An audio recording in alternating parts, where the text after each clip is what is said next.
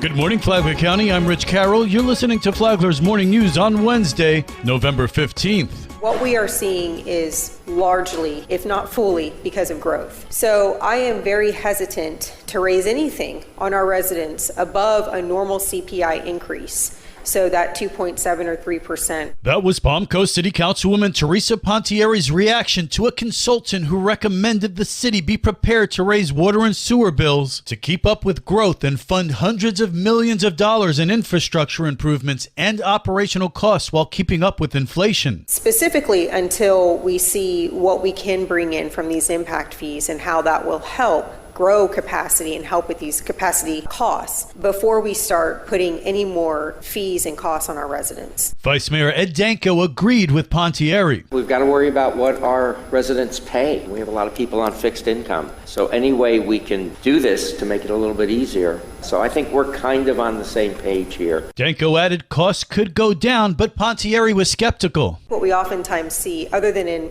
fuel, is once things go up, it's very, very, very hard for them to go back down. And if they do, it is at a slow snail's pace, and it's not as much as they went up. So I'm not very confident that costs are going to go down significantly anytime soon. This local news is a service of Flagler County's Toyota dealer, Beaver Toyota, US 1 St. Augustine, here to wow you.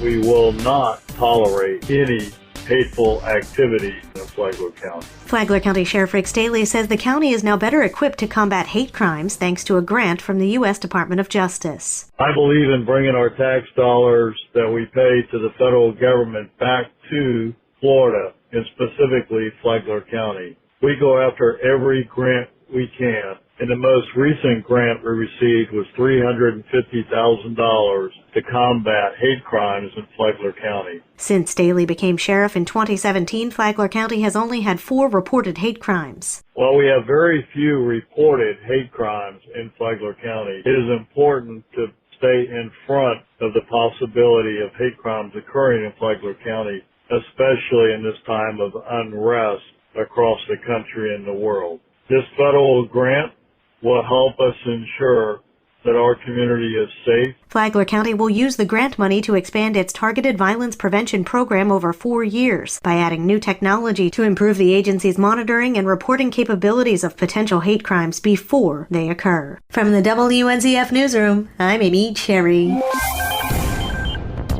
If you've started your online shopping for the holiday season, you're urged to use caution. Karen Johnson explains. The city of Palm Coast is encouraging residents to safeguard their personal information and remain vigilant against potential fraud while shopping online this holiday season, particularly during International Fraud Awareness Week. Doug Akins, Director of Information Technology for the city of Palm Coast. In today's world, everything is connected to the internet. It's become central to how we live. Emerging technologies such as artificial intelligence and deepfake technologies are also being used by those looking to commit fraud. It's important to be mindful in all your interactions and to educate yourself on how to protect yourself against fraud. Akins adds the City of Palm Coast Information Technology Department takes internet security seriously, as demonstrated recently when the department proudly collaborated with Cyber Florida to host an essential cybersecurity training event. Akins also says cyber attacks become much more prevalent as the holiday shopping season is nearly here, when cyber attacks and fraud attempts typically increase. For Flagler's Morning News, I'm Karen Johnson. How did the Junior Chamber of Commerce get started? Brian Soudrain said that he was looking for an internship, but was directed to work with the chamber. That's when, as a sophomore in high school, he started the Junior Chamber.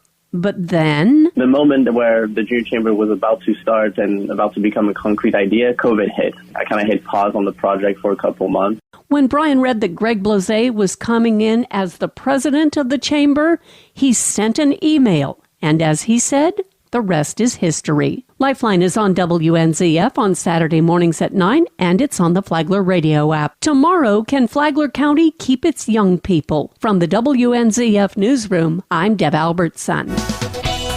And now you're up to date on Flagler's Morning News. I'm Rich Carroll.